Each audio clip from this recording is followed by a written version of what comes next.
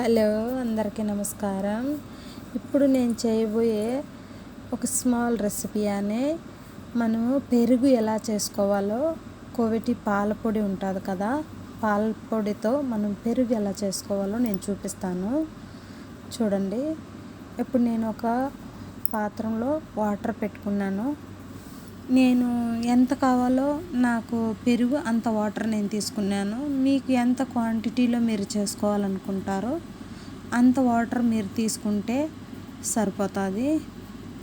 అప్పుడు నేను water stove మీద పెట్టుకొని నేను పాల పొడి నేను వేసుకుంటున్నాను. వేసుకొని బాగా ఉండలు కట్టకుండా బాగా నీట్గా మనం బాగా మిక్స్ చేసుకోవాలా.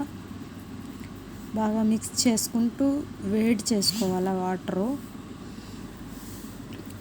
ఎందుకంటే మనకు కొంచెం ఎక్కువ ఉడకకూడదు, మామూలుగా నార్మల్గా వేడి అవ్వాలి పాలు.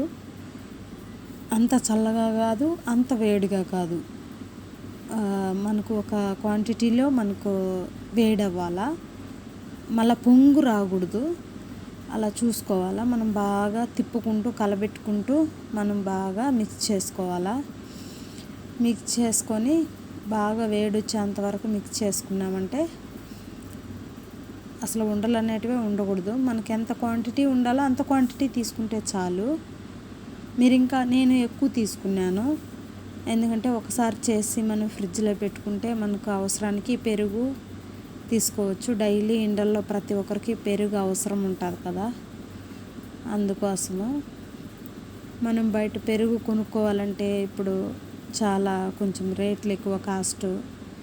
అందుకు మనకు పాల పొడి అవైలబుల్గా ఉంటే మనం ఇలా సింపుల్గా చేసుకోవచ్చు. మనకి ఎప్పుడు కావాలన్నా మనం చిలుక్కొని మజ్జిగలాగా తాగొచ్చు. ఎండాకాలం కాబట్టి బాగుంటుంది. ఇది కోవేటి పాల పొడితో నేను ఇప్పుడు చేస్తున్నాను. నేను బాగా పాలపిండి మొత్తం బాగా కలుపుకున్నాను, వేడి చేసుకుంటున్నాను. ఇలా వేడి చేసుకున్నప్పుడు చూడండి, సైడు పొంగలేదు, బాగా కనిపిస్తుంది. చూడండి ఎలా ఉండదో. ఇప్పుడు నేను స్టవ్ ఆఫ్ చేసుకుంటాను. చూడండి, బాగా కొంచెం లైట్గా పొగలు వచ్చినట్టు ఉండాలి. ఇప్పుడు మనము ఆఫ్ చేసుకోవాలి. స్టవ్ ఆఫ్ చేసుకొని మనం పక్కన పెట్టుకోవాలి. కొద్దిసేపు అంత చల్లారిపోకూడదు, అంత వేడిగా కూడా ఉండకూడదు. నేను ఒక 1/2 అవరు అలా నేను మూత పెట్టి పక్కన పెట్టుకున్నాను. పక్కన పెట్టుకొని అలా పెరుగు తీసుకున్నాను. గడ్డ పెరుగు మనం బాగా మిక్స్ చేసుకొని నేను వేసేస్తున్నాను. చూడండి ఎలా బాగా రెడీ అయిపోయిందో పెరుగు.